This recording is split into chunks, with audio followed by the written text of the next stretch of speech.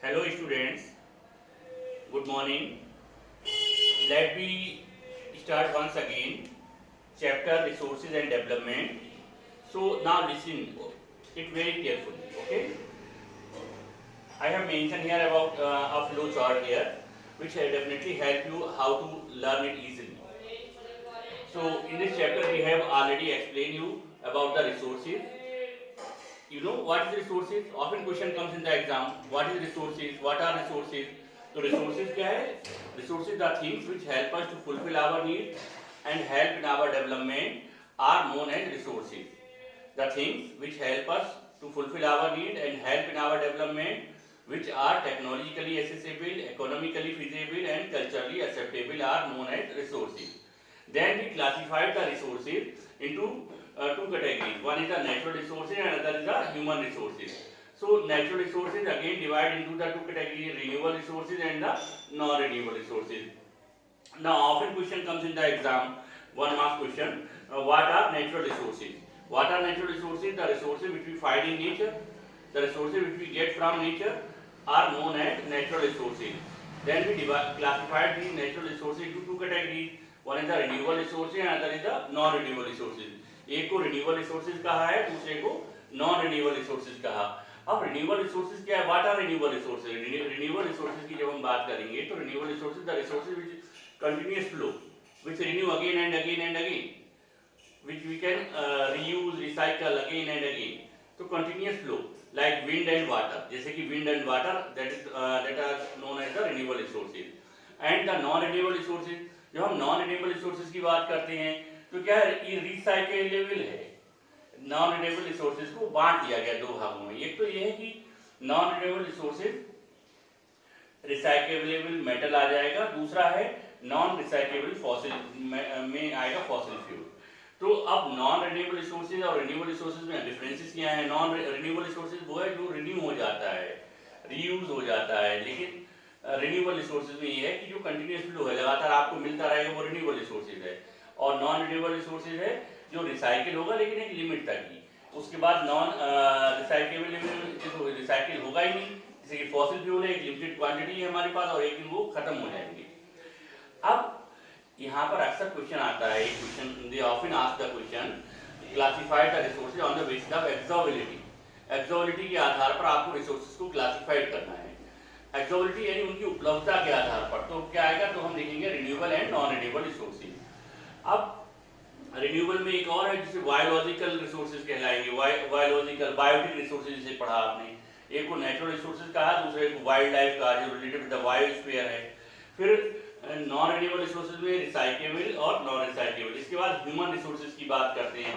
Human resources में क्या है? Structure and institution which made by human, जो ह्यूमन ने बहुत सारे स्ट्रक्चर बनाए हैं, इंस्टीट्यूशन बनाए हैं। और क्वालिटी और क्वांटिटी के बारे में बात करेंगे, क्योंकि no use of any type of resources in the absence of human being. तो ह्यूमन क्या है? तो most important resources on this earth है।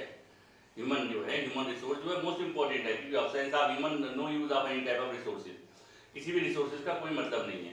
Clear clear understand? अब यहाँ तक समझ में आया आप लोगों की?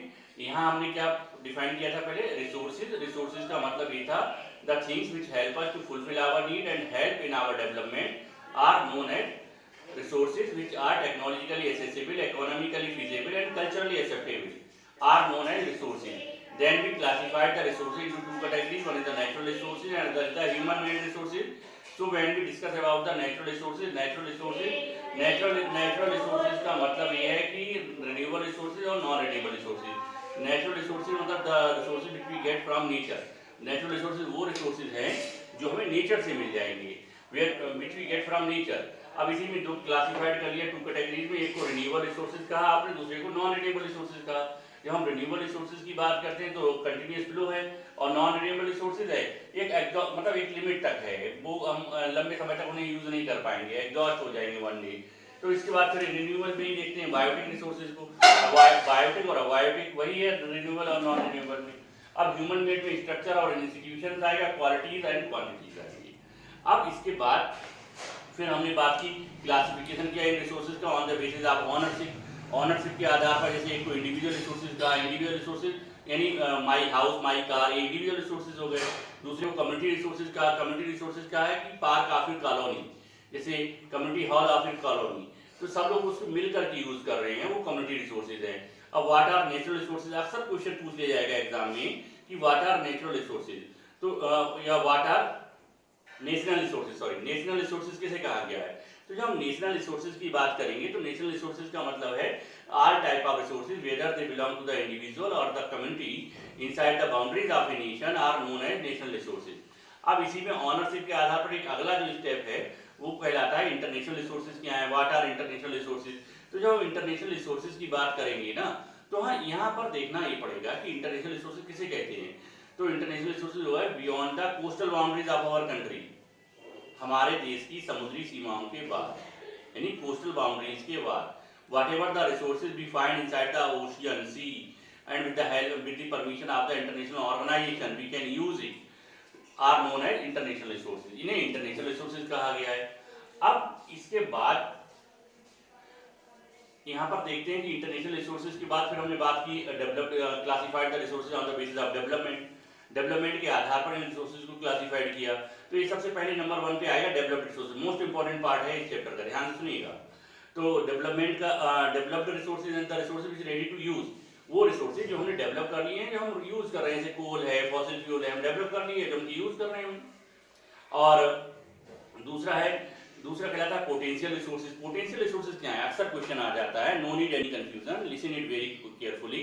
पोटेंशियल रिसोर्सेज वो होते हैं, country have the resources, country has the resources but the country do not have its own technology to use it.